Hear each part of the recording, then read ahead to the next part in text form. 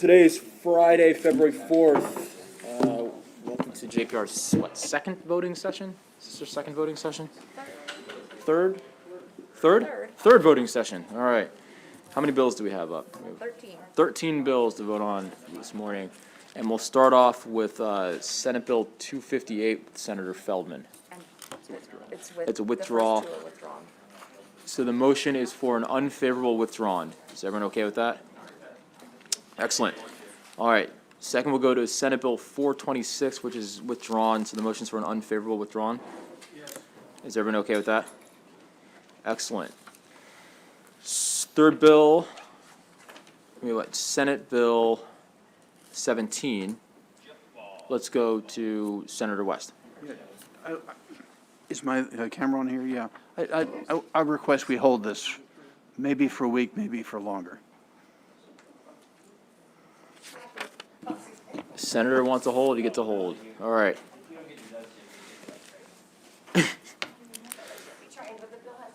All right, Senate Bill, next up is Senate Bill 25. Senator Castley, we'll start off with counsel, Josh's counsel for this. We'll have an explanation. We'll kick it over to Senator Castley. This bill specifies that a person charged with a reckless or negligent driving offense that contributes to an accident resulting in the death of another must appear in court and may not prepay the fine. There's an amendment in your packet that's number 313521/1. This just corrects the short title from Christopher's Law to Christian's Law. So it's going to motion to adopt the amendment. Is everyone okay with that? All right, motion's adopted. Now the bill's before you as amended. Discussion. Senator Castley, you want to say anything? Judiciary always has problems with any must appear. I think there's not a ton of these cases out there. This does not invade in the huge swath of cases that are not must appear, and we're talking about a death, and it's really just to make people stop and take note that there was a death and have the victims' families feel as though they had at least some day in court before this pleads out, because what happens in most of these cases is they'll probably, a lawsuit will be filed, they'll settle for the policy limits on all of them policies. No one will ever they won't see each other, and the victim's family feels as though they never really had any sense of justice about the whole matter. So that's the purpose of the bill. Any other discussion? All right. So then the motion is for a favorable with the amendment. Seconded. Is everyone okay? All right. The bill passes unanimously with an amendment. All right. We'll go on to Senate Bill 29. So Heather will go to council, and then we'll talk about the amendments after that. So Senate Bill 29, Family Law Emancipation of a Minor and Authorization to Marry. So under the bill, an individual under the age of 17 may not marry. A 17-year-old may marry only if the individual is emancipated and the other party to be married is not more than 4 years older than the individual. The bill specifies the process for a minor to be emancipated and obtain authorization to marry. There are no amendments in your packet. Okay, so then I've got an amendment that I'd like to offer. You don't have the text before you, but could you just briefly describe it? Essentially, it does away with the emancipation statute. Just basically, the bill starts like this: 17, you can't marry unless you're 17. The emancipation statute's out. We built in a mechanism so that you can get divorced if you're 17, and have not gone as far as to give you an emancipation option, an option to petition for emancipation. That's something we could talk about. But the amendment just says 17, you have the ability to divorce. We're building in a mechanism to divorce. So just based on the timeline, can you walk us through the timeline again? Because if you got married on your 17th birthday, you'd have to get an attorney, you'd have to go, there's a mandatory 15-day waiting period. Roughly speaking, what is the earliest amount of, what's the soonest you could get married at 17 if you said, hey, it's my birthday, I want to get married?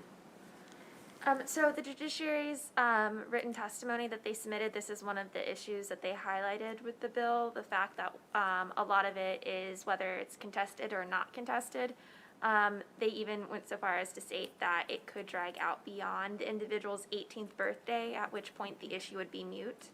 I did ask for additional information, and they stated that how long the emancipation proceeding will take under the bill depends on a number of factors, including the time needed to properly prepare and serve the petitioner's parents, any guardians, whether the case is contested, how contested, what motions and pleadings are filed, and the court's schedule.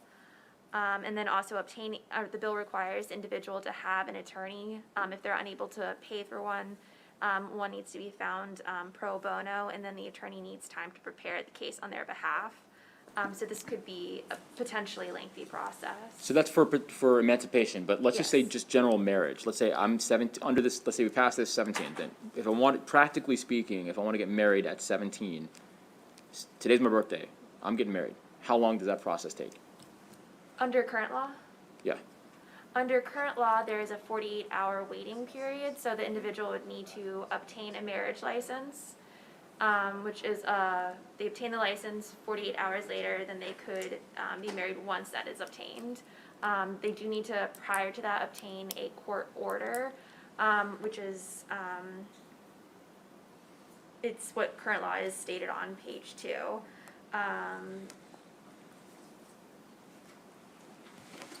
That they either have permission of the parent or that they are pregnant. So they need to obtain either the certified letter from the doctor stating that they're. What is this 15-day waiting period? So that the 15-day wait period is the wait period that the bill imposes. So once you obtain the order of emancipation and authorization to marry, then you have to wait 15 days. Under current law, it's 48 hours that apply, but that would happen after the individual got the approval from the court to marry.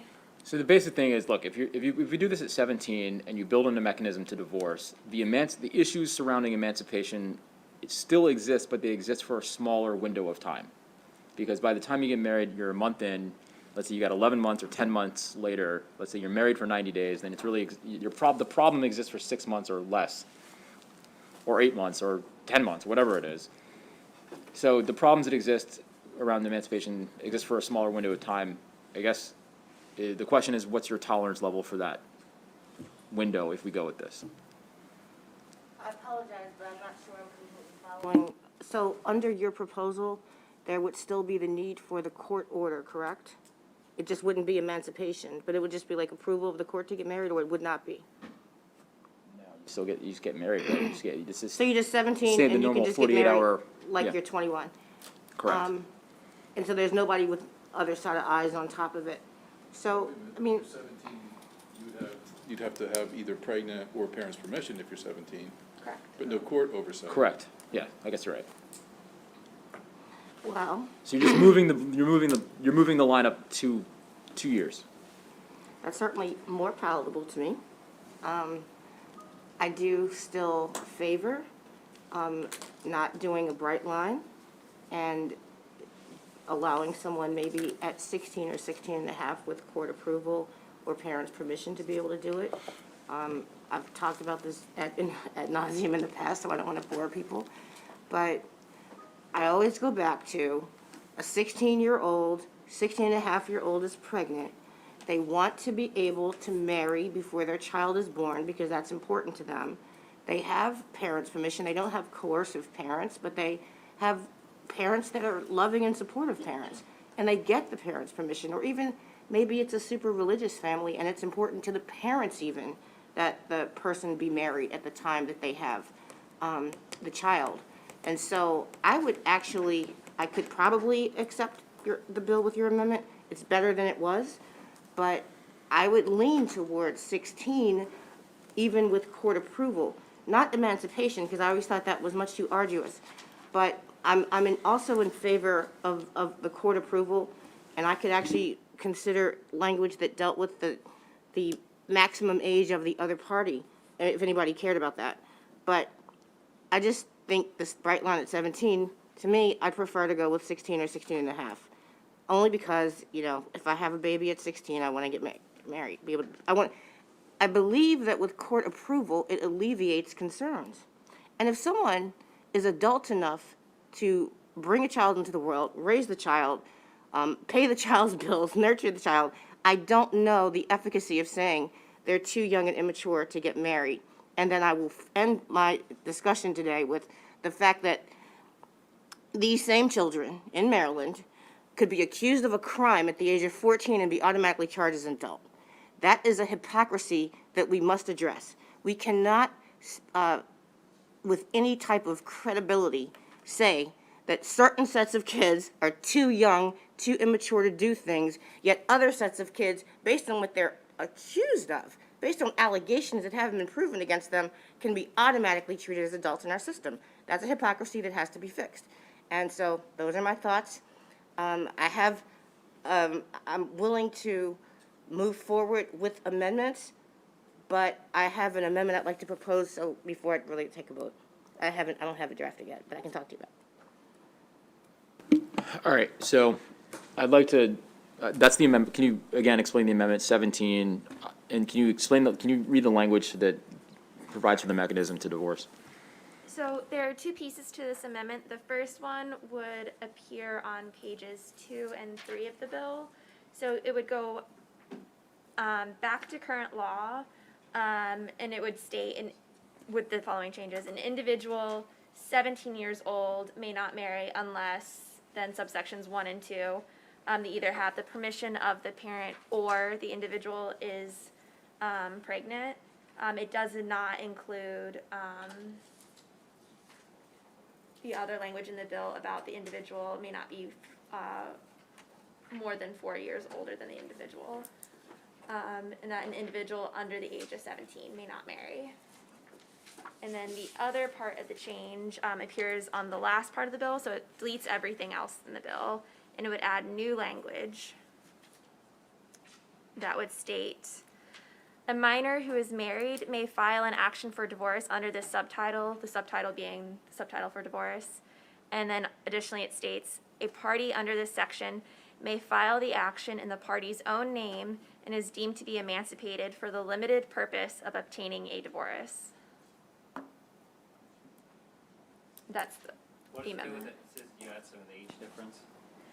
So the only reason why I specified that is because there had just been discussion about the 4 years or older. So the current potential amendment does not touch that part, so it deletes this.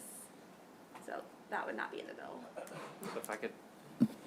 So here's my take on it. I mean, I'm very sympathetic because I've made the same argument that Senator Carter's made on this. And I mean, in that I've argued it's an interesting, I guess, coalition that has had issues with this. I mean, quite frankly, here I am, I've been arguing with NARAL, their position, that it's a body autonomy issue because we empower women, able to get, let's say, an abortion at 16, and then we're cutting off at for marriage. That said, my fear is that, especially this is my last year, that if we don't pass it in some sort of reasonable stance, my fear is that it's going to be completely closed off. And I do give the sponsor credit in that she came to us with a compromise after years on this, because I get tired every year. I feel like we're a circular hole and a square peg comes, and they just trying to pound it through with us every year. Eventually, I will pound this through, and sometimes they're right. They do pound it through. So I think that is, in the spirit of compromise and moving this on, at least keeping 17-year-olds in the law, I think is important because, I do have the concerns that Senator Carter has about a young woman who would be in a position where, for example, a good friend of mine, he was 18, she was 17, he was in the military. And in order for her to get housing and health care and everything else for their child, they could only get that if they were married. At least that was the rules at the time in the military. So there's a lot of circumstances where for a 17-year-old marrying an 18-year-old, if there's a child there, it makes a lot of sense. So with that, I'll support the chairman's amendment, and I think we can move forward with this. And it's a compromise. It's not, there's parts of it I don't like. I would prefer to do what we did originally at 15, but I think this, it's definitely a compromise. Not everyone will like it.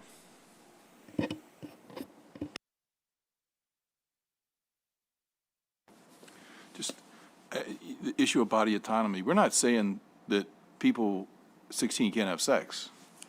This doesn't stop that. All we're saying is whether the state of Maryland puts them in this binding relationship that we call marriage, which is a state-sanctioned relationship. So we know that 16-year-old girls have, not all of them, I'm not suggesting that, but that's not a rarity in our society. It's just whether the state says now you're committed to a lifelong relationship, you have all these laws around that, whether you're prepared to enter into such a, lifelong commitment, and that's where it comes down to.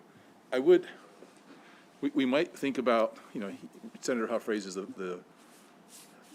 fortunately, we're in a peacetime right now, but we might look at an amendment that if the husband is on orders to deploy overseas, that might be an exception if she's 16, because we do have those terrible times, and he's 17, he got in the military, she's 16, they're madly in love, he's going over in a tough area, and he wants her to have, as Senator Huff says, there's a lot of benefits to being the military spouse back here. So that would be one of those exceptions where it's beyond their control, and the feds have stepped in and said, well, we're saying wait till 18, and the feds say, you're going now. And so we might just consider that kind of amendment. It would be rarely used, I think, but it would be something that would protect those young couples who are about to be separated for a lengthy period of time and probably might have sex anyway, and at least that way, when he's gone overseas, she would have the benefits of being a military spouse.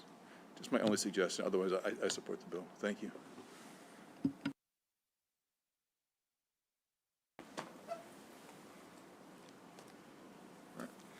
All right, let's just can we adopt the amendment and then work off the bill as amended? Is everyone okay with?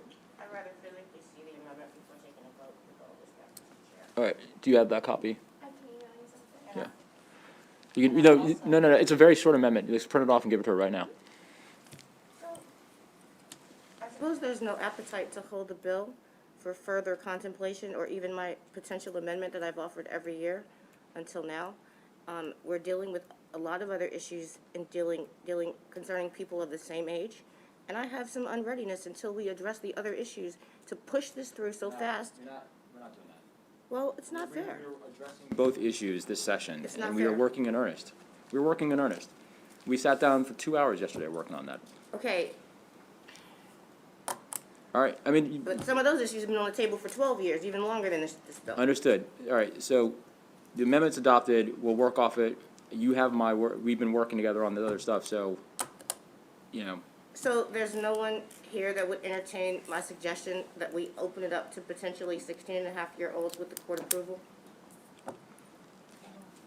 you can offer that amendment. Everybody's been beaten into submission?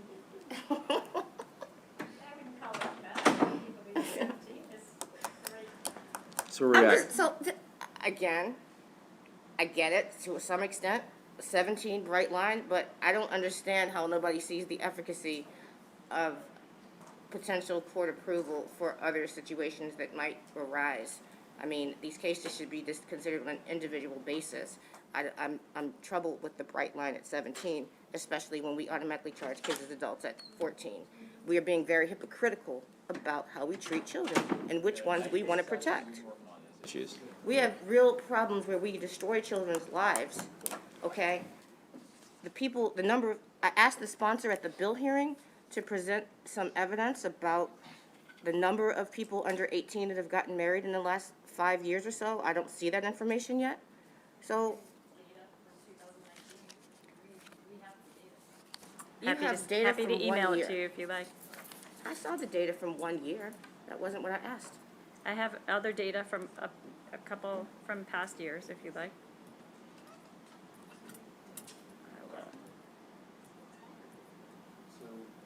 Further discussion on the bill as amended. Senator Watson. One quick question. The bill as amended, does it still have the provision in there that if an individual is married, there's some kind of mechanism where they could get married, or if they're pregnant and are under the age of 17, they just absolutely cannot get married until 17? It's 17 is the bar. Okay. Correct. Yeah, that's correct. It would state an individual under the age of 17 may not marry. So I really want to support the bill, but I really have a little problem with that. I understand, I understand. And it's not based on anything other than the bright line issue and the fact that I actually do trust a court to look at a situation and make a decision that in this case, it would be safe and in the best interest of the people to go ahead and get married. I understand. All right, so the motion. Bill as amended. Second. It's been seconded. We'll do a roll call. Vice Chair Waldstreicher, Yes. Senator Lee, Yes. Senator Castley, Yes. Senator Huddleman, Yes. Senator West, Yes. Senator Sidnor, Yes. Senator Watson, Yes. Senator Bailey, Yes. Senator Carter,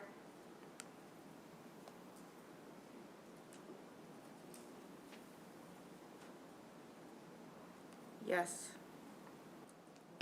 Senator Huff, Yes. Chairman Smith. Yes.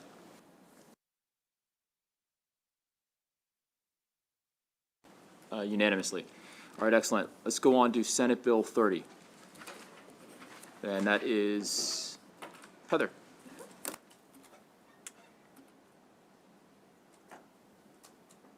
Senate Bill 30 is courts, jury service disqualification. This bill alters the circumstances under which an individual who has been convicted of a crime is not qualified for jury service. So under current law, an individual who receives a sentence of imprisonment for more than 1 year is disqualified.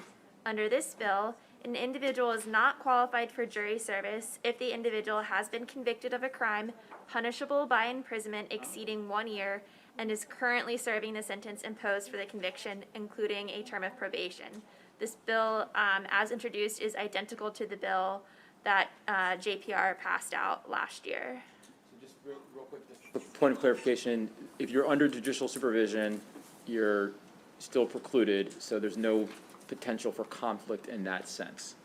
Correct. It includes a term of probation. Discussion? Someone? Sure. So you're precluded if you've been convicted of a crime punishable by imprisonment of 1 year, and you're still under the term of, but what about parole? That we don't include parole in that, just probation?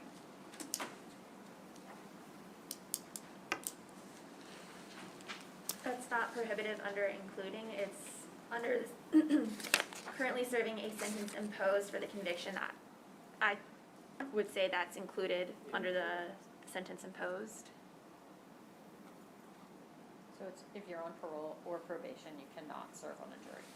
It's just that we said, we specified, if I follow your logic, then including a term of probation doesn't need to be here, but we specified probation, so we should specify parole then, right? If we mean both, because it's part of the term of the Inclusive is not dispositive. That's a potential change you could do, but including does not preclude probation, or excuse me, parole. He's saying because we spelled out probation. Yeah, that comes up. I would just offer an amendment to include parole, to add, including a term of probation or parole. I think that's somewhat of a friendly or innocuous amendment that provides clarity, but I'll defer to the sponsor. What are your thoughts? I apologize, I wasn't.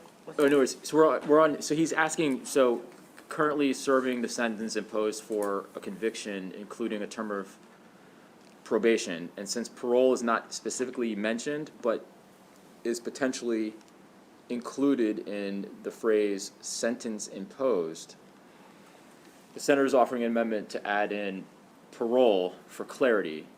It's council's interpretation that it's already included anyway, but this so it's, you know. Is that the way that how is it worded in the voting legislation that is pretty similar? So the bill as introduced, identical to last year's bill, is currently serving the sentence imposed for the conviction, including a term of probation. The proposal is to say, including a term of probation or parole. I don't mind that, I was just asking if we done it that way with the, Not previously. okay, it doesn't bother me. All right, senator's offering amendment, is everyone okay? All right, it's adopted. Further discussion. Senator Sidnor, do you want to say something? No. Okay, good. Senator West. Let me just get this straight. So someone is convicted of armed robbery and sentenced to jail for 5 years. And after 3.5 years, because of credits, he gets out. And after another 2 years, his probationary period is over. So he now would be able to sit on a jury in a case where someone has been indicted for armed robbery. That would be the effect of this bill, correct? Senator Carr, yeah, yes. Certainly within the realm of possibility, but highly unlikely that attorneys during a process called voir dire would approve of that person to be eligible to serve. Yeah, but they'd have to use a strike. If he's in the jury panel, the prosecutor would have to use a strike to exclude that person and would use up one of his strikes, right? Could be, the same way that they use up strikes for everybody that they think could be biased or could have some other kind of thing that prohibits them from being fair, but.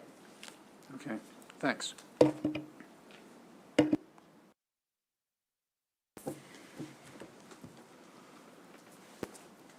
Excellent. Further discussion?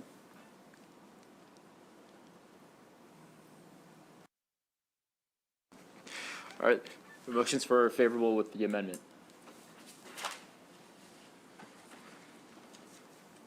Senator Carter, you want to second it? Oh, second. Yeah, there you go. All right. I suspect we're going to do a roll call on this, so roll call. Vice Chair Waldstreicher. Yes. Senator Lee. Yes. Senator Castleton. No. Senator Heddleman. Yes. Senator West. No. Senator Sidnor. Yes. Senator Watson. Yes. Senator Bailey. No. Senator Carter. For our democracy, yes. Senator Huff. No. Chairman Smith. Yes. All right, next we'll move on to Senate Bill 31. Senator, we'll do, Jamie will do a little brief descriptor, just to rehash the bill, and then we'll go to Senator Sidnor if he'd like to speak. Senate Bill 31 lays out the circumstances under which a custodian of records must deny or allow inspection of recordings from body-worn digital recording devices worn by law enforcement. The provisions don't apply to public records that have been entered into evidence in a court proceeding and are not to be construed to affect the discovery or evidentiary rights of a party to a civil suit or criminal prosecution.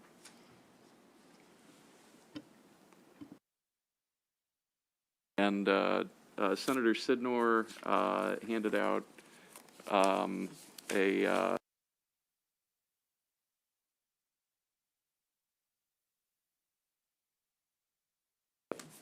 go from there. Thank you very much. As we all know, last year this bill passed out of this committee unanimously. After we had the last hearing, I had been talking with some opponents of the bill who had some concern that I would say, and we focused on Section 5 of the bill that deals with the items that I thought were of most import to people who had any interest in examining body camera legislation. Anyhow, in talking with the ACLU and some others, they raised some concern that by categorizing the types of things that would be able to be released, there was a possibility that there would be some things that have turned in the past to be things that were valuable to capture and to see on camera that we would miss. One incident being one what happened in Baltimore City after the incident with Detective Suter.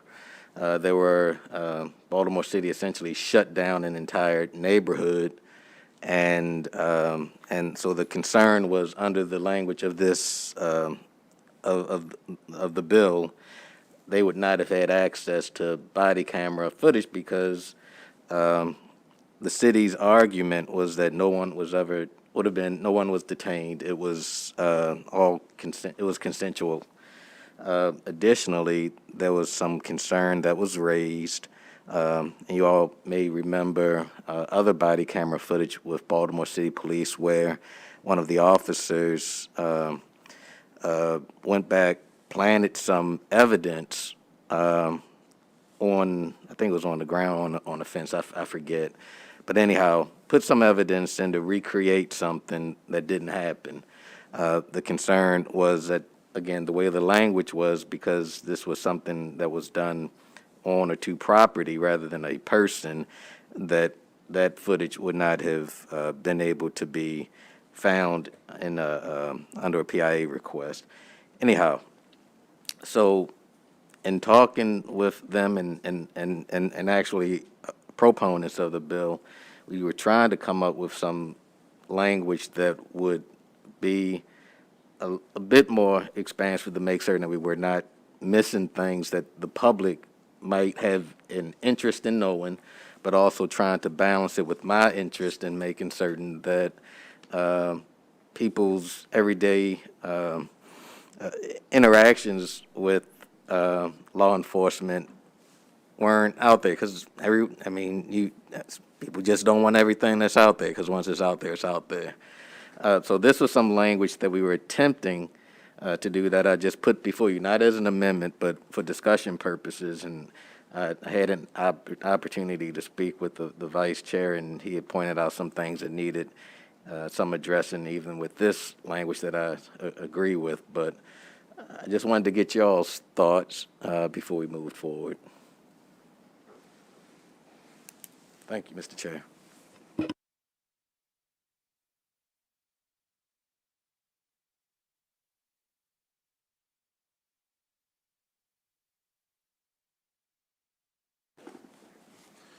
So my question, when I look at the amendment or the potential talking points, number 2, it says where we talk about the use of force against an individual. And then the part that's added, or attempted use of force against an individual.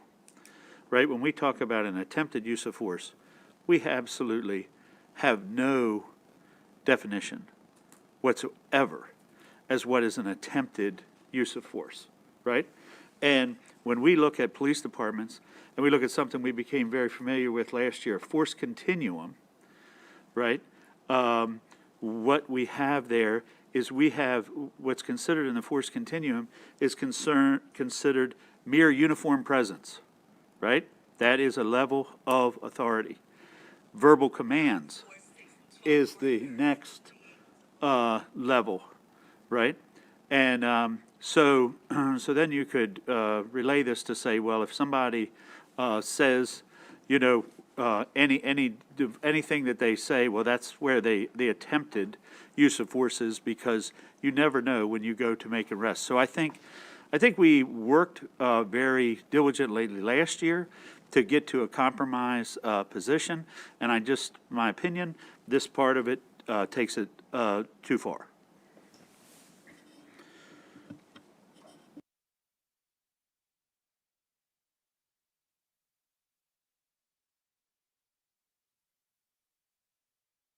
So this is section 5. So, because there's a double negative here in this, because you go back up to B, and you shall deny that does not result in. So just for analytical purposes, what we're really saying is that those things, those ones that are listed there, 1 through 1, 2, 3, those are things that you do disclose, right? You must disclose things that just show an arrest, attempted arrest, temporary detention. Those are ones that we do disclose. Okay. Prohibition against releasing. You're right.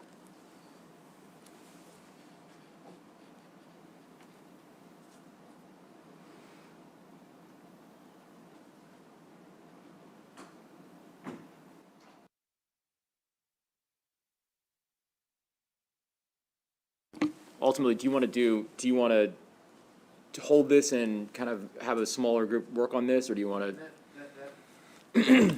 Mr. Chair, actually, I would not mind doing that.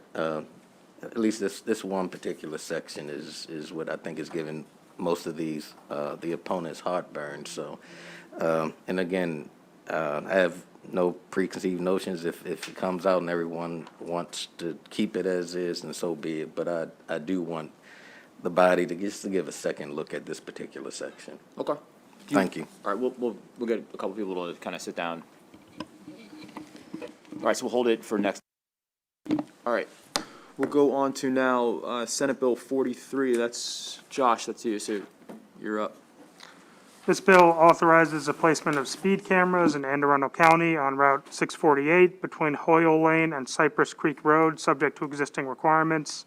The bill would also require a real-time display of a driver's speed, and the fines collected as a result of violations could be used first to recover costs, and then any remaining balance would have to be used to assist in speed reduction and pedestrian safety improvements in the affected area.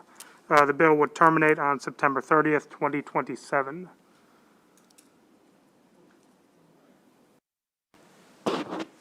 Discussion. Senator Watson. Yeah, I'm just curious, what is the rationale for terminating the bill in 2027? I think this is just sort of a package of standard provisions that I think the House over in ENT, for a while, they were amending that provision onto a lot of speed camera bills, so I think it became pretty common just to draft them that way. Part of it is just to see how it works, whether it actually reduces accidents and speeding incidents in the area, and then maybe reevaluate after that time period. Okay, thank you. What do you all want to do?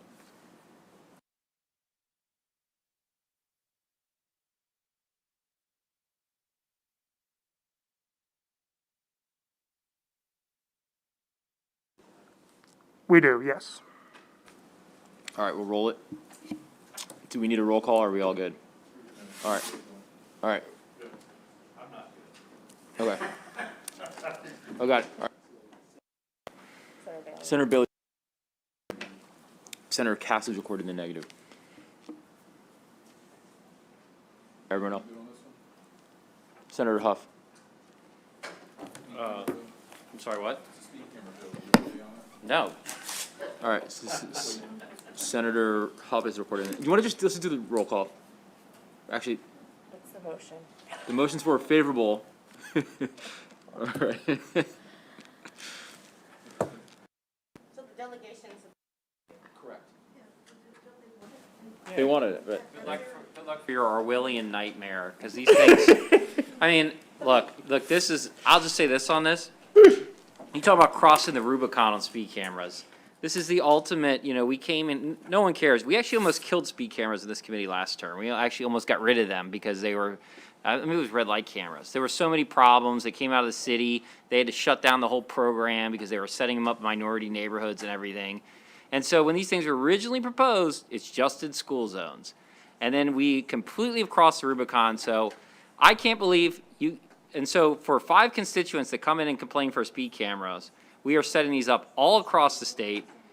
At some point, the general population is going to stand up and be outraged the fact that they're getting tickets driving all over the place. And my favorite, just to leave it at this, on cameras, is the construction zones that are set up in perpetuity for months and months on end with no work that you can hardly ever see but a speed camera truck out there on the highway, which is just flashing lights constantly, like a hazard light, because it's collecting so much revenue.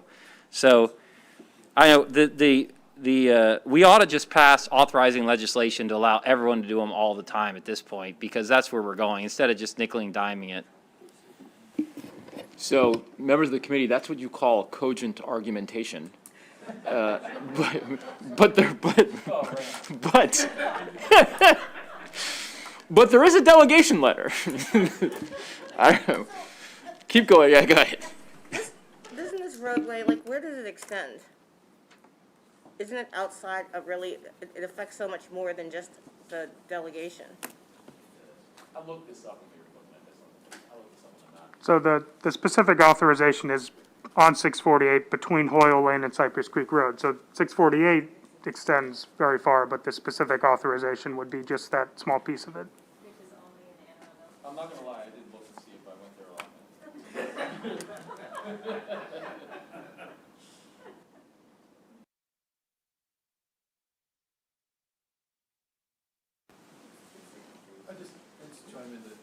And these are, I know we give deference to local legislation, but these are our roads. These are state roads. So I realize it's a road in Anne Arundel, but, normally I just totally back out, locals do what they want to do, but this is, we can each start playing this game where we'll, the speed camera game. So that's the challenge. It's not truly in the realm of local legislation, other than if you're in Smith Island and you want something, but other than that, these are our roads.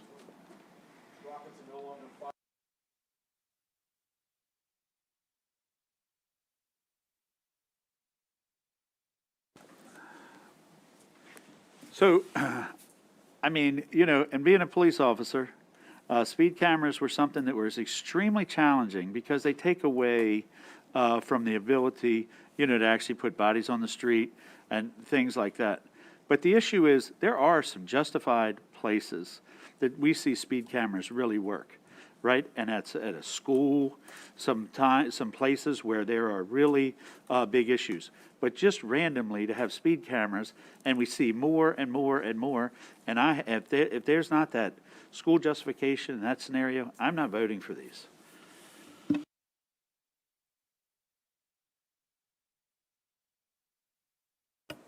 Thank you, Mr. Chair. Last year, I voted 4-1, I think it was Anne Arundel County, and the explanation given was there's a house, and people kept running off the road into the house. And this house kept getting run into because the cars were speeding. Seemed to me that was a justification. I don't see any justification for this other than that we want a speed camera on our road. I was trying to remember. It was, Constituents constantly coming, you want a speed camera here, speed camera there. You get there's groups of 5 or 6 people everywhere that want a speed camera. You can make an argument, I can make an argument in my neighborhood why we should have a speed camera. And you know what we actually did, which is a smarter thing you can do, is you just put up the sign that shows how fast people are going, and that slows people down. You put a deputy out there for a couple weeks. There's things you can do. But, you don't get the revenue from that you do from this. I mean, I guess I've already made my point clear on it, but we are just setting up a complete Orwellian nightmare across our state for our constituents with all these cameras everywhere, watching you, ticketing you, following you. I mean, this has completely gotten away from where, and I knew this was going to happen, and that's why I fought so strongly against when we did the first one, because at this point, when you pass this, you might as well do authorizing legislation, just let the counties have at it.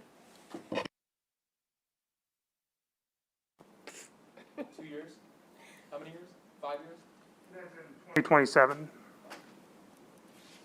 It'll just be reauthorized, but. Of course. Yeah, I thought that was a more Because the county's global going question. the county's then going to decide they don't want $250,000 in revenue. We thought that was a more global question, like when does this all end? All right, look. When Terminator, when the machines turn on us, that's when it. All right, look, then let's do this. We'll run it on the unfavorable. If it survives, then we'll run it again. We'll see what happens. We've got another bill we could work with. I think that one's more. Okay. There's 2 of them. Oh my God. We start going down this road. And I don't know how we approve others, yeah. We don't. Just stop. Well, We should never have done it.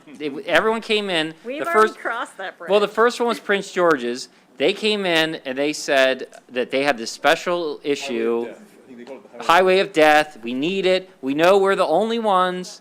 And then Senator Sidnor had the only one last year. This was a special circumstance. You did. You had the one that was between Baltimore County and Baltimore City.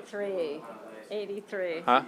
2 years ago. So those are the only 2 we've done, and people came in and they claimed they were special circumstances. This will never happen again. Well, we did the one at the house, the one that Senator West just talked about. Now there's lots of finger pointing There's 3. Can we just pick one? Like. Just kill them all. Why are you shaking your head, Sandy?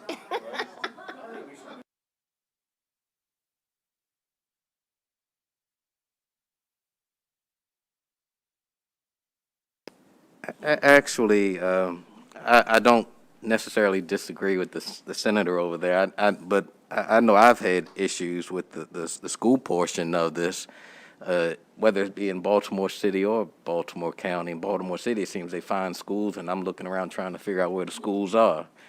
In Baltimore County, I actually had an incident at the beginning of our special session where I was caught with one of these things, and I'm trying to figure out why the thing was so far and pointing away from the school rather than pointing to the school.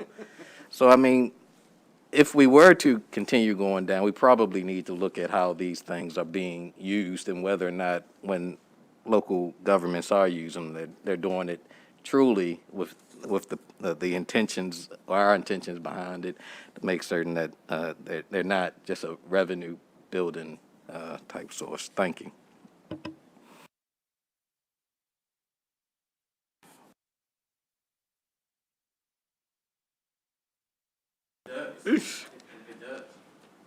All right, so the motion, I guess, look, with motions for an unfavorable, we'll roll it, see what happens.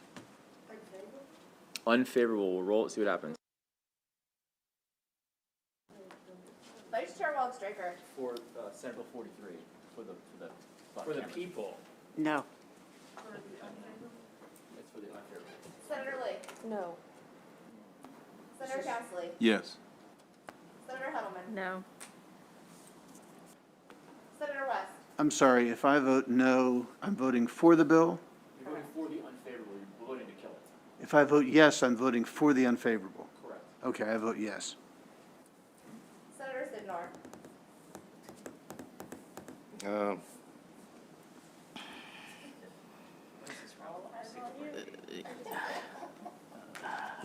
Gracious. I believe it's yes. Senator Watson. Boy, y'all make it rough in here.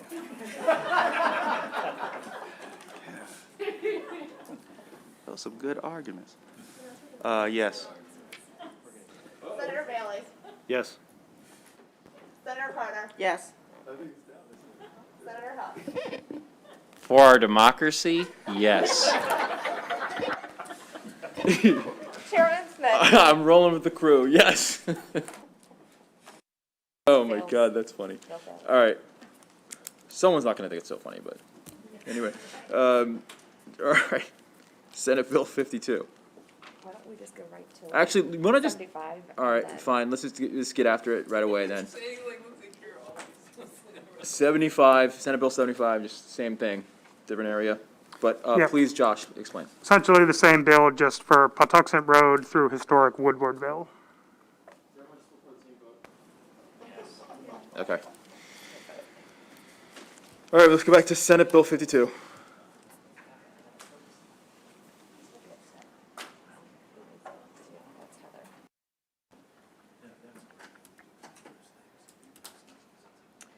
So Senate Bill 52, real property satisfaction of a mortgage required homeowners insurance, Cassidy's Law. This bill requires an owner of residential property that is not subject to a mortgage to maintain homeowners insurance with liability coverage of at least $100,000 for bodily or personal injury occurring on the property. This bill is another bill. This may be worse than the last one. So this what it would say is if you paid off your property, that you have to have homeowners insurance. So you're going to have senior citizens and people who are now going to have to keep homeowners insurance, and that's a choice they have to make. So you're going to put a mandate on essentially senior citizens have to pay more. And look, if you don't have homeowners insurance, you're taking your own risk. You could lose your house. Like that's the reason why you have homeowners insurance. But by the same token, if they choose not to, because the house is paid off, we're now going to force this on them. I mean, this is a great bill for the insurance companies. This is a terrible bill for people and people on fixed income or people who may have a house of lower value and they're they're just getting by on paying their property taxes now. And now you're going to add homeowners insurance back. Homeowners insurance is not cheap, so I think this puts an undue burden on people. And again, if there is something that happens there, they risk losing their house. So it's not as if there's no collateral or anything there. I agree 100%. And so my question is, because I like analogies, how is this any different from car insurance? So I got 2 cars that are totally paid off, but I am required, if I want to use those cars, to have insurance to cover other folks, if not myself. And my second question is, real property, does that include not just your own personal home? Does it include rental property as well? And if something happens on that property, the homeowner, shouldn't have to have insurance. So I'd like somebody to clarify that for me. So I'll take the second question first. That was an issue that was brought up in at least the written testimony. I don't know if it came up during oral testimony about if a property owner, under the bill, the owner would be required to get homeowners insurance. If they then rented out their property to an individual, they could require in their contract require the renter to obtain renter's insurance, but it's not particularly clear if the homeowner's insurance would be of any use under the bill because the homeowner would not be the occupier, they'd be renting it out. So the renter's insurance would be the insurance that the plaintiff would need to seek to use.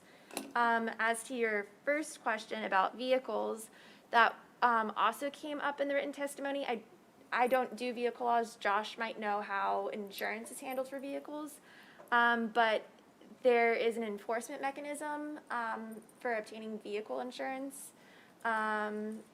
This bill does not include a way to know what homeowners are in compliance with obtaining the homeowner's insurance.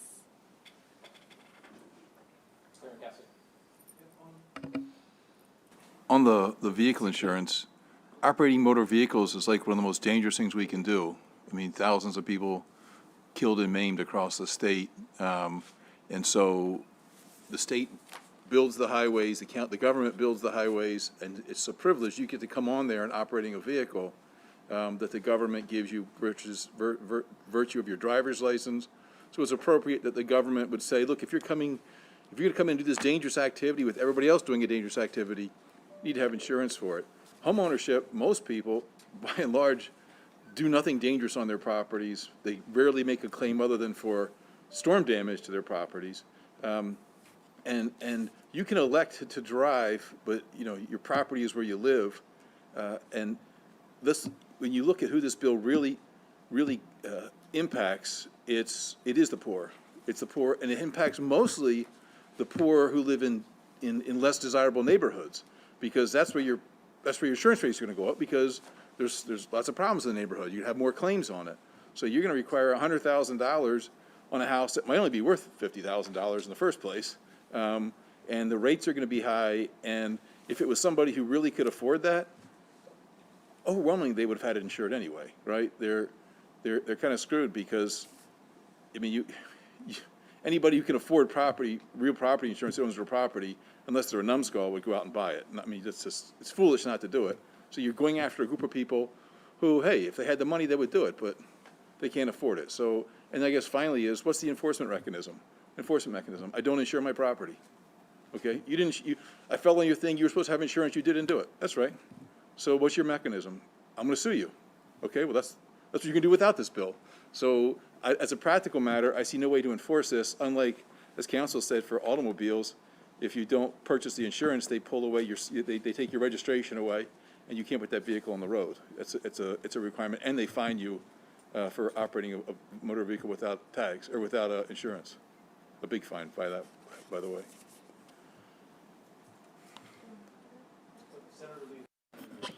Yeah.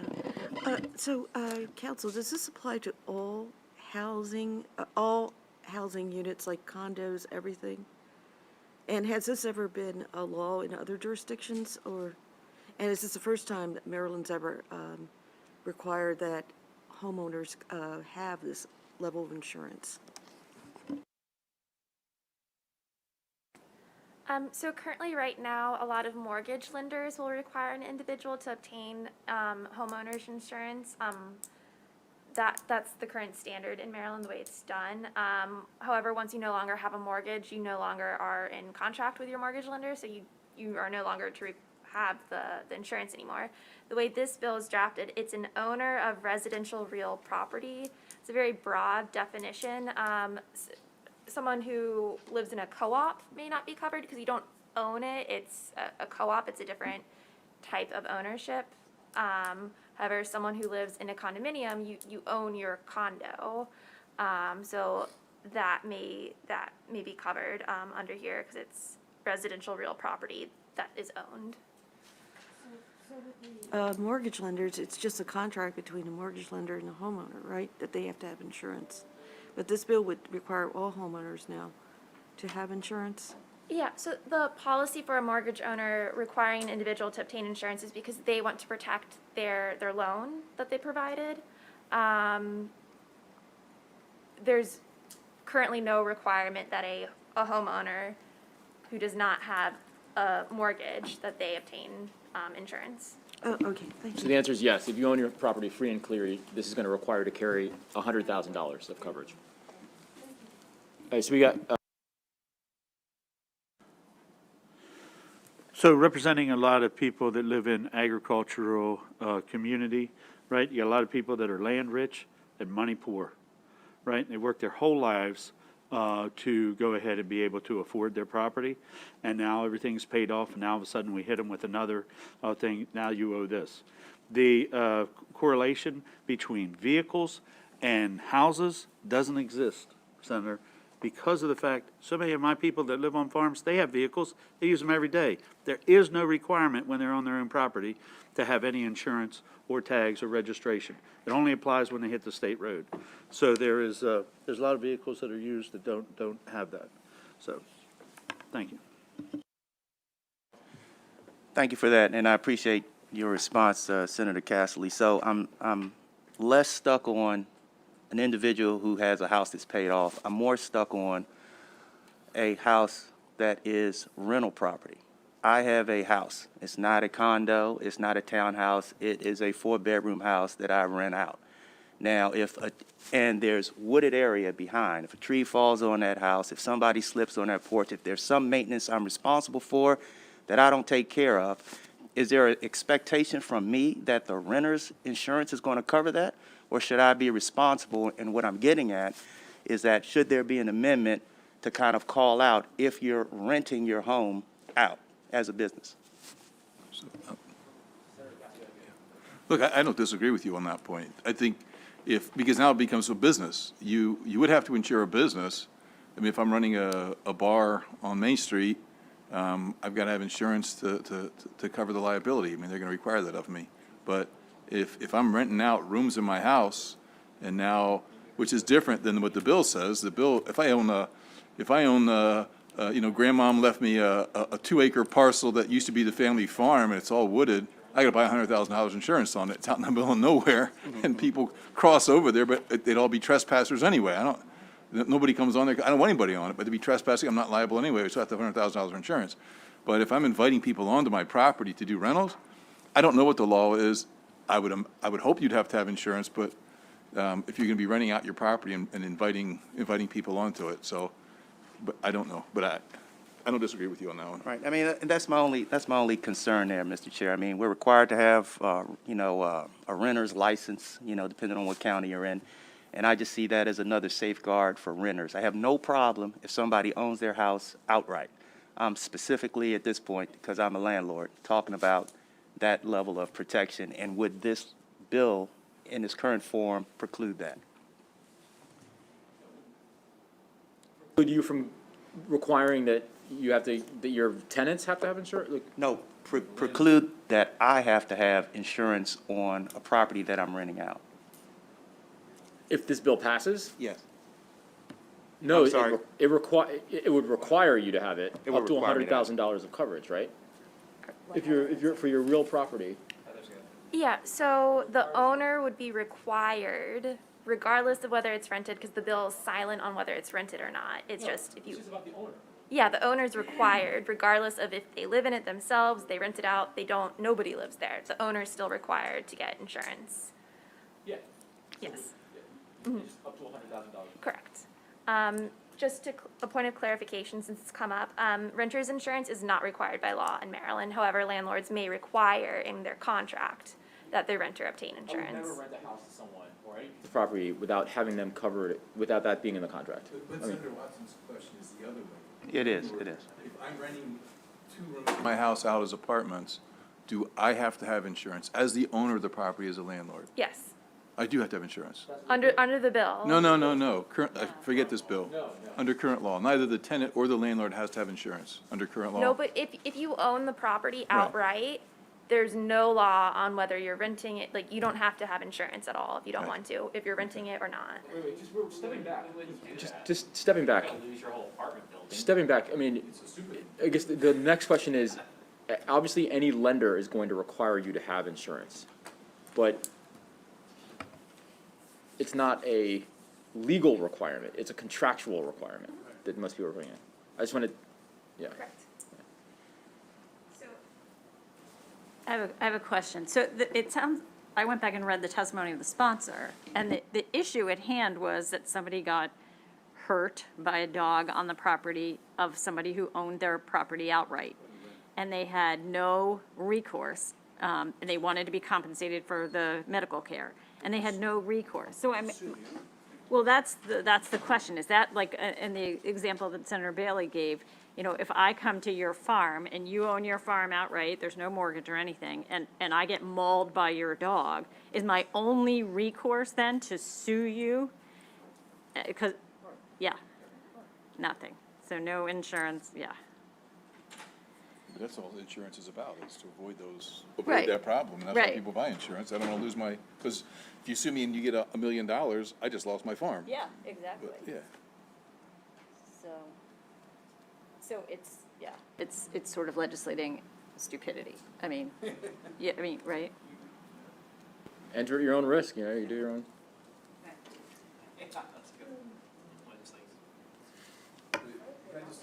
On that one, so, you know, getting back to Senator Watson, if I have a property and I'm leasing it out, there's a high likelihood at some point in 10 years, some tenant's gonna slip and fall, I'm gonna probably get sued.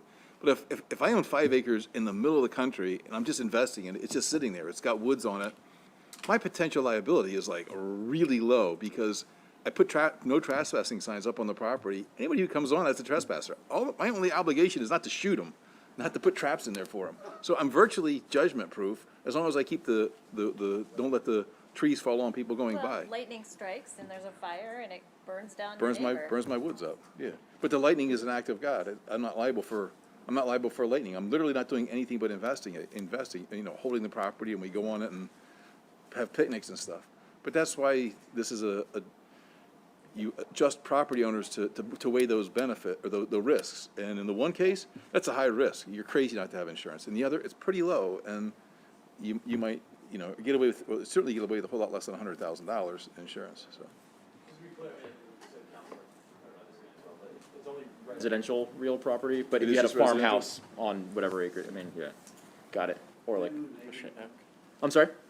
I move negative on this bill. So there's a motion for an unfavorable, it's been seconded. We'll do a roll call. I don't know. Vice Chair Wildstreicher. Yes.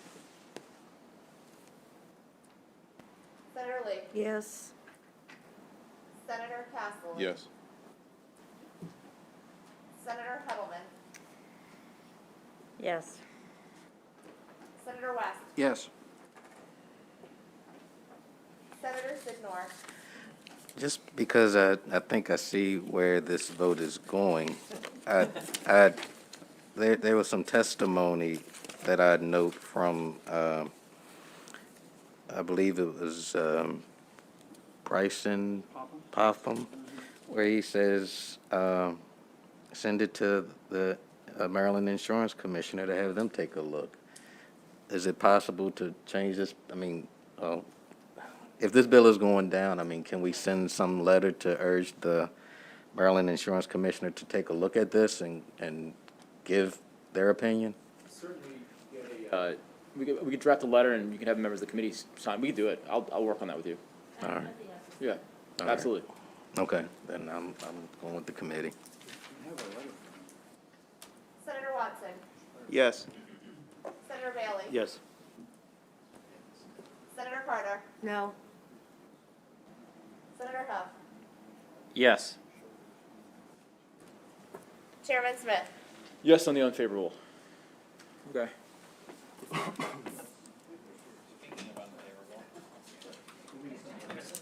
Oh, God. Oh, man. All right, Senate Bill 54. Senate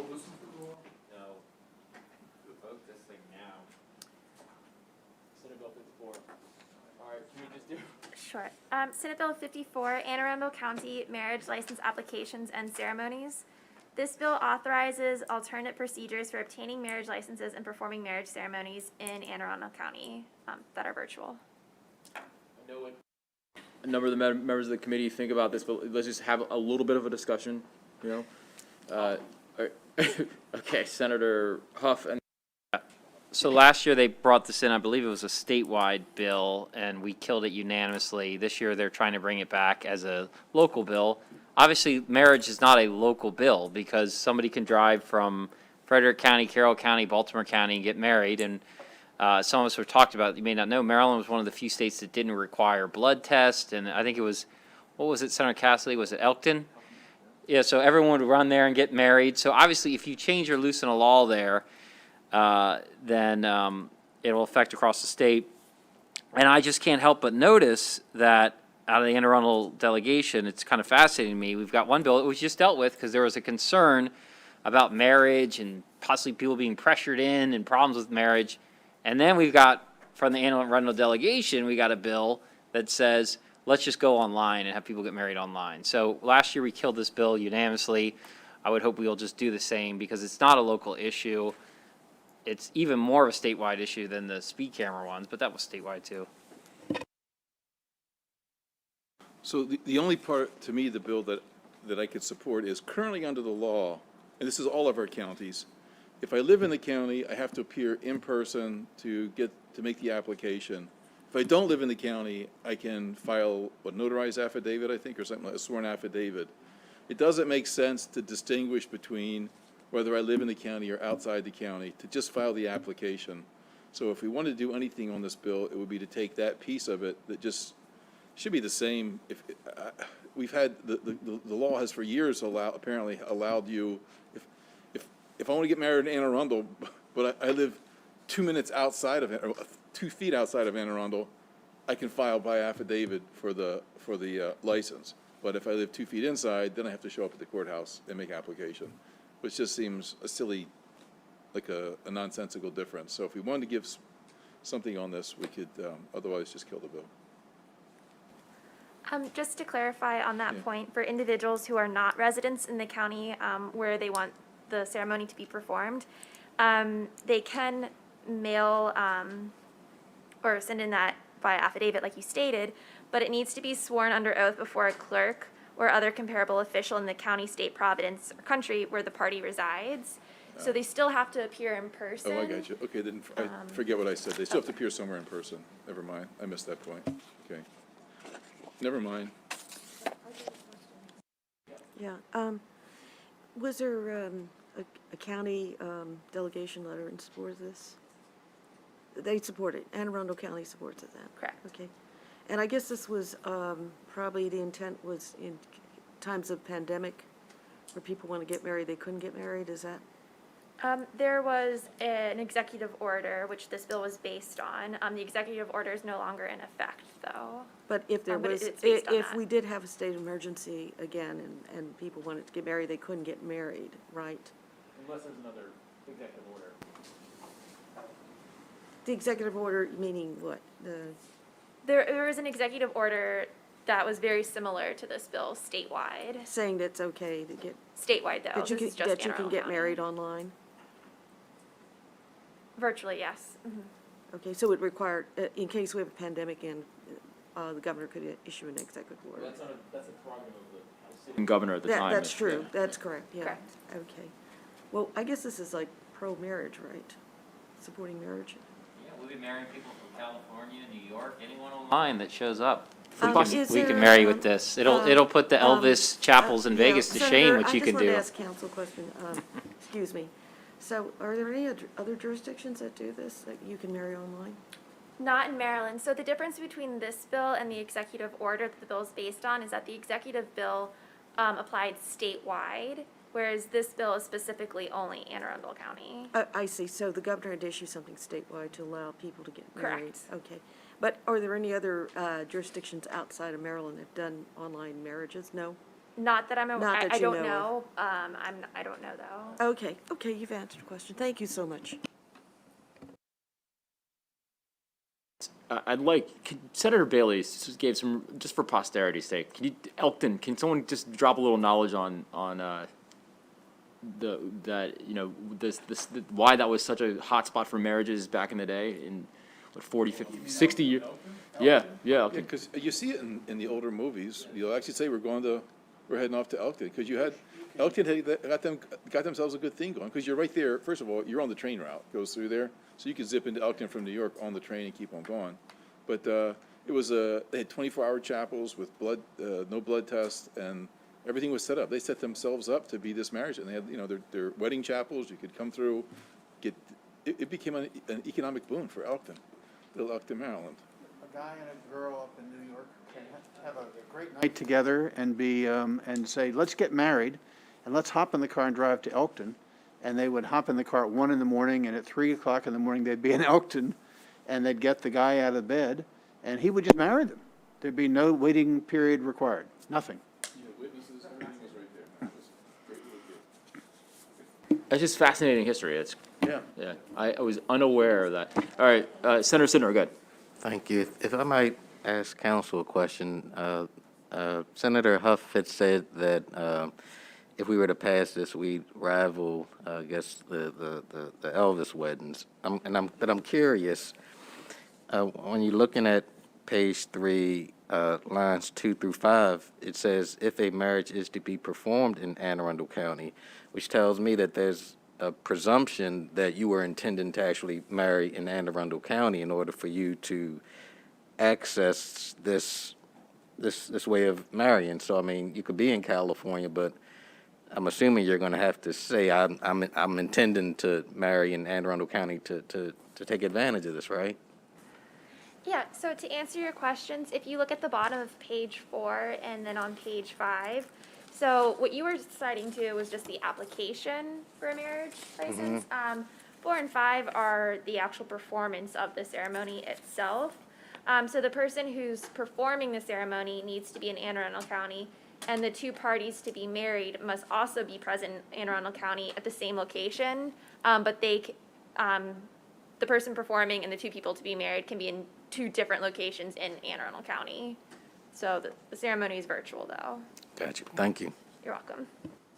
Is there a motion? Unfavorable. So there's been a motion favorable, it's been seconded. We'll do we need a roll call on this? Unanimously last year, did we not? All right. You want a roll call or what? I mean, and I'm looking at the testimony of the clerk of the circuit court. It's not as if there's no real-world examples, of this working. So, I mean, I think we're in a different spot than what we were in before. I mean, since it's operated under the executive order, I mean, I have no issue. At least I don't. So, yeah. Got it. All right, we'll do roll call. Vice Chair Waldstreicher. Yes. Senator Lee. And this is on the unfavorable. Correct. Yes. Senator Cassidy. Yes. Senator Heddleman. Yes. Senator West. Yes. Senator Sidnor. No.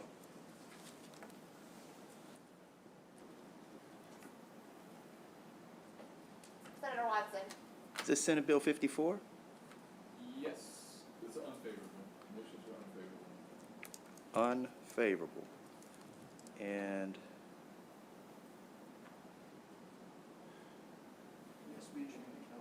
Yes. Yes. Yes. Senator Bailey, waiting for the cameras to turn on. Yes. Senator Carter, Yes. Senator Huff, For the city of Elkton, yes. That's fascinating history. Chairman Smith. Yes, on the unfavorable. Or we gotta, let's go to Senator Riley with my pennants. Jeez. This is a massacre, man. All right. Yeah, whatever, might as well do it. Take them on their merits. All right, we are now on to Senate Bill 68. Yeah. For personal safety. I got a story on that, I'll tell you later, after like our first year here, we killed so many bills.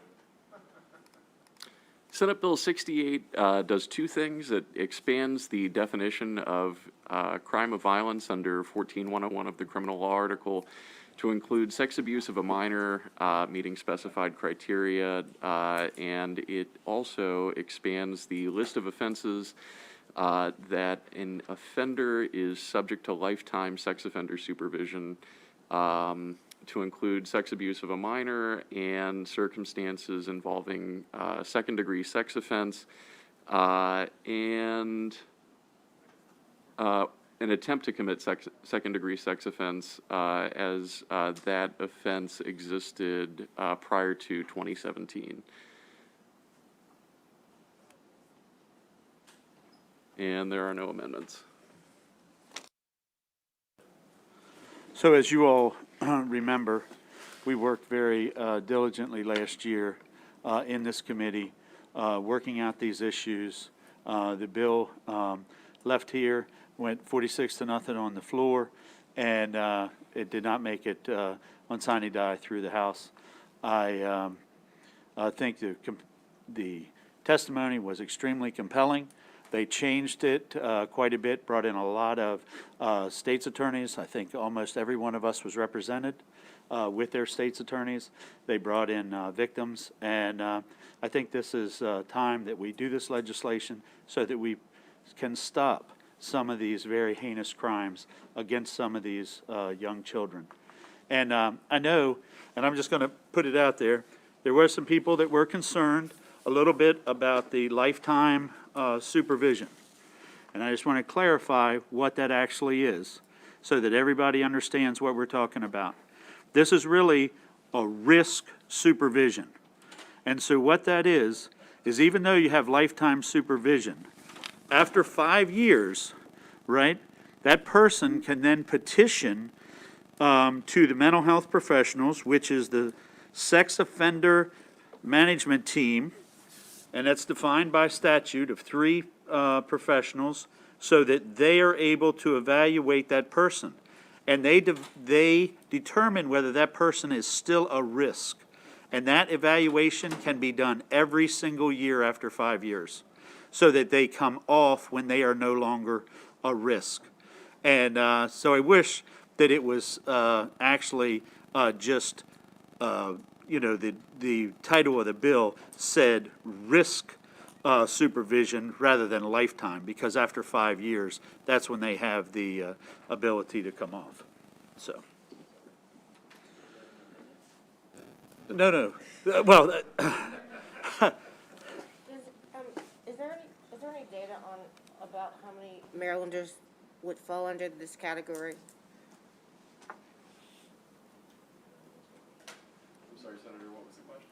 Do we have any data on about how many people we're talking about that would fall into this category and be under the supervision? I don't, let me just look through the back of the fiscal note here. I don't see, let's see, DCPS reports that in fiscal 2020, 109 inmates entered state correctional facilities after receiving sentences for violation of sex abuse of a minor. The average sentence was 10 years. Department of Parole and Probation supervised 112 persons for the offense of sex abuse of a minor. So I don't, yeah, it says that data is not readily available on the ages of the victims and the offenders at the time of the offense.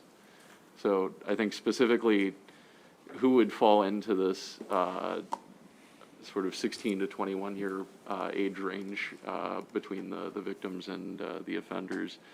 Yeah, I don't think we have good data on that. And this is the bill that, if I recall correctly, the testimony was that anyone, not just a person that's traditionally in a position of authority, this would, so, or, does this expand who's considered to be in a position of authority? Would it- No, That's a different bill? That's Senator West's bill. Different bill, Yeah. okay. Different bill. He's working on that.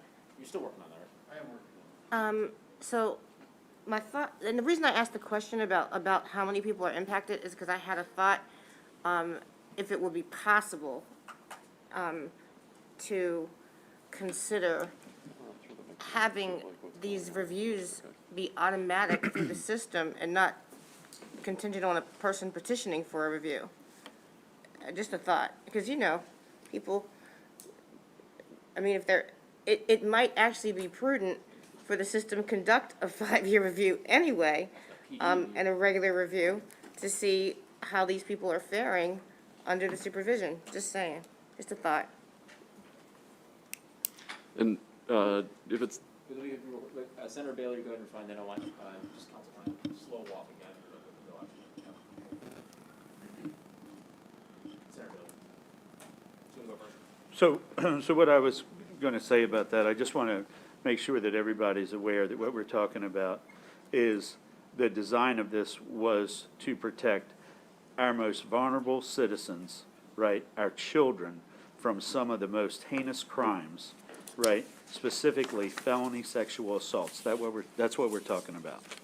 So having something automatic, my personal opinion, I don't think that we should do that. I think if, we should be working forward, let those people, we've set up the opportunity for them to come back and to get that counseling and make that petition.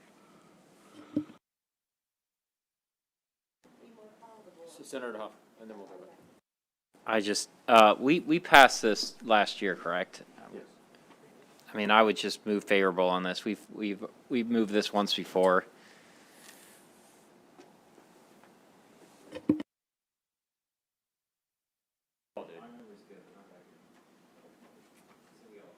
do you want to slow walk through just the Just a provisions? quick Or? over- just a quick- I mean, Sure. But there's a motion pending, and then So, it's been seconded, so we'll entertain the favorable motion after that. Okay.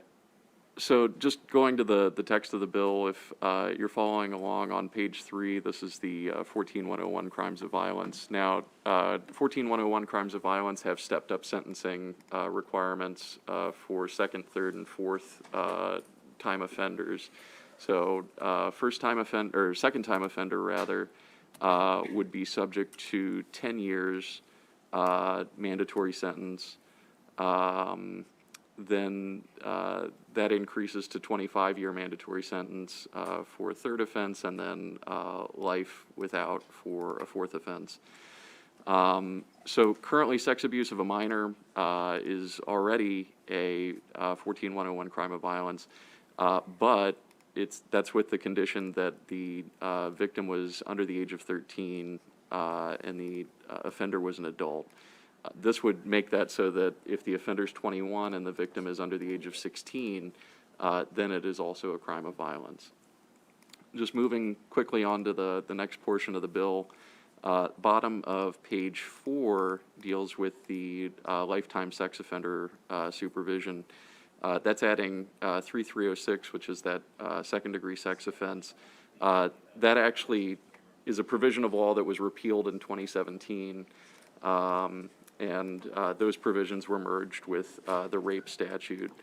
And then just the final thing that's in the bill is that on page 5, the eligibility for lifetime sex offender supervision currently provides that the person was convicted of sex abuse of a minor who was under the age of 12 at the time of the offense, that actually bumps the age to 13, just across the board. Or it would be any minor that was under 16 where the offender was at least 21. So it's creating two sort of age dynamics there. Either the offense was committed by an adult, so somebody 18 and up against a victim who was 13 or under the age of 13, or the offender was at least 21 and the victim was under the age of 16.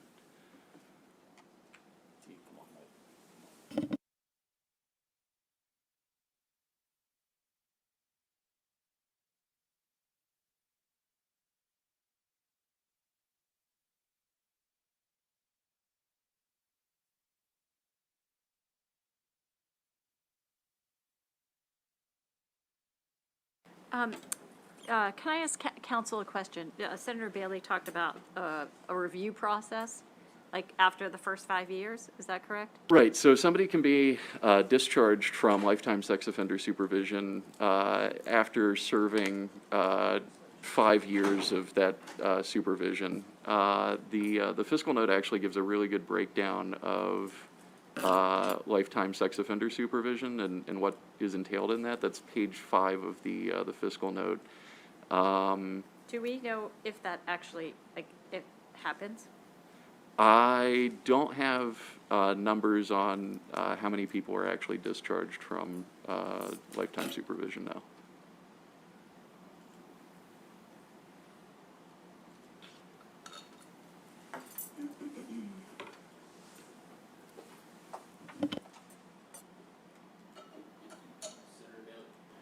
So Senator, the little bit I know, I talked to Catherine Marsh, and I asked her who the people were that actually made that determination.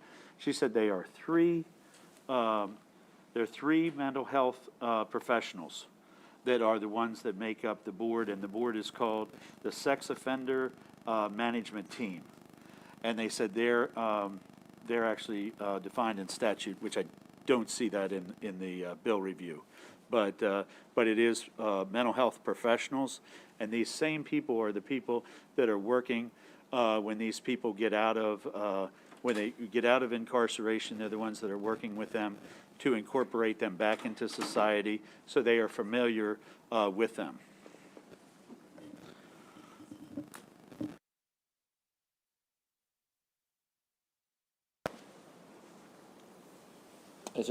There has been a motion for a favorable, it has been seconded, so we'll just run it, roll call. If it works, it works. If not, then, we'll run it back.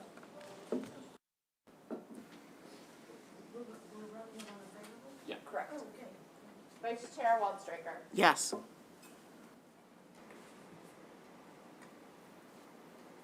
Senator Lee. Yeah, for favorable, yes. Senator Cassidy. Yes.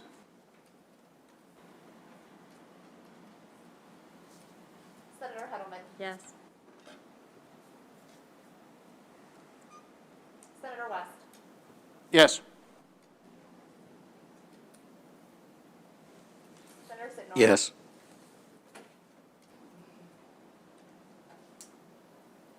Senator Watson. Yes. Senator Bailey. Yes. Senator Carter. Yes. Senator Huff. Yes.